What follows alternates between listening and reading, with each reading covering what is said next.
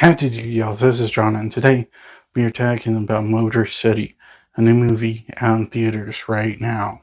And in Motor City, it deals with this man who is arrested on fraudulent charges after this drug kingpin frames him for, drug trafficking just to steal his fiancée. And this guy escapes from prison after hearing, the dude is abusing his ex-fiancée just to exact revenge on this man. And thus we have a movie. Now, to get things started, first and foremost, the best thing about this movie is, the action, the combat, and there really isn't too much in the film. And also, unlike a similar movie called Silent Night, once it starts, there's not a whole lot in it. And Silent Night, once it starts, it's just a relentless barrage of action and combat. In here, not so much, but what there is actually really nice. And also the main characters, motivations are actually kind of sympathetic. The charges were completely fraudulent just because this guy wanted, his fiance. And when you hear someone is abusing someone you genuinely love, yeah, I would begin pretty violent myself. And for the most part, the visual aesthetics of the movie is also nice. It takes place in the 70s. They try to give it that 70s visual look and vibe, and they definitely did a good job at doing that, making the movie look like a 70s movie, not just a movie that takes place in the 70s. I really liked that. But as far as things I like go, that's kind of the end of it. As far as the performances go, the only person who I think did a good job is Shailene Woodley, who plays, the girl these two are fighting over. Everyone else, even the ones that I know are good actors, like Ben Foster, they don't really clock into work on the film. There is a reason why, and we'll get to that later, but this one particular thing about the movie, I think really hurts a lot of the performances. Some of them you can tell are trying, like again, Ben Foster, but others, like Alan Richardson, you're just going, you have very limited range, do you? The movie's story is also very generic, and while, you can still have a movie with a generic story that's fun and entertaining, certain details about this movie that I'll get into a little bit just don't make it a fun and entertaining movie. It's just simply a boring slog of a film that's generic story doesn't help at all.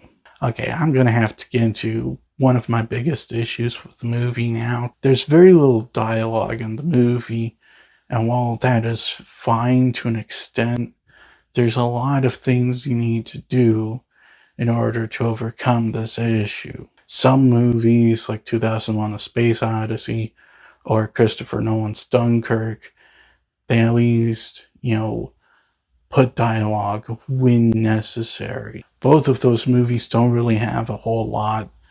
They mostly, are dependent on visual elements. Dunkirk being very dependent on, characters' reactions to certain things happening. Or in 2001: A Space Odyssey's case, it's literally a story-driven movie, not a character-driven movie.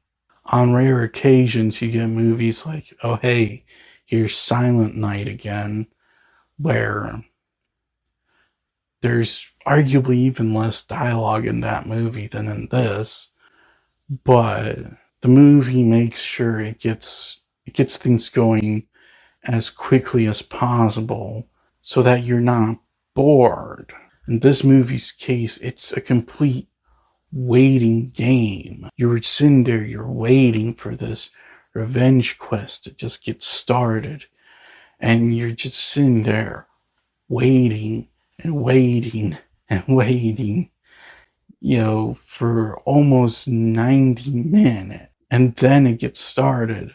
I am sorry, but I really think that this movie would have benefited from more of a Dunkirk situation where, there's very little dialogue, but people talk when it is necessary, because there are certain moments in this movie where they should have had a conversation going on. But instead, they just didn't. They just had characters sit down, sigh, groan, maybe say hi, but that is about it.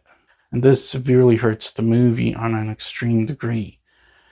It causes the film to become a boring slog of film.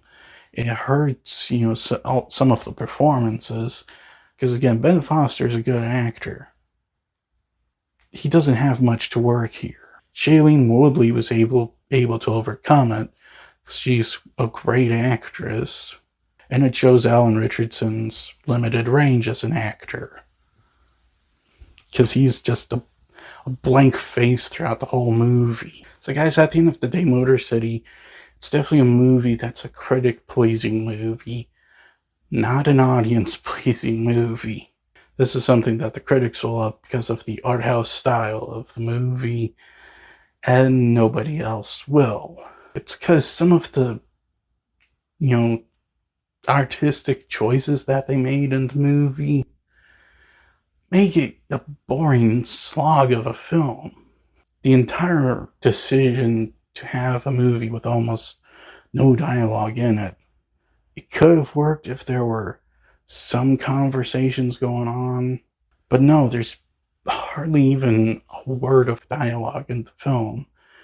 And, it's completely dependent on a lot of other things, and there's either not enough of it going on, or it's just simply not good enough to help, make the movie an entertaining film. Most of the actors, their performances were severely hurt by this film, and in some cases, with some of them, it showed just how limited range they actually have.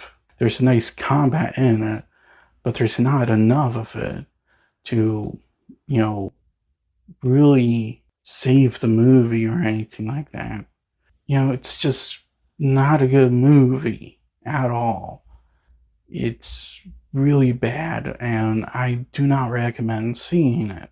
I'm going to give Motor City a 2. Well, that's all the time I have for today. Please look forward to more videos real soon. Please hit the like button if you enjoyed this video. Please also subscribe if you're new to the channel. And please don't forget, I also have a secondary channel where I do gaming content. Please go check it out. And as per usual, please remember, the Brodetsky will return.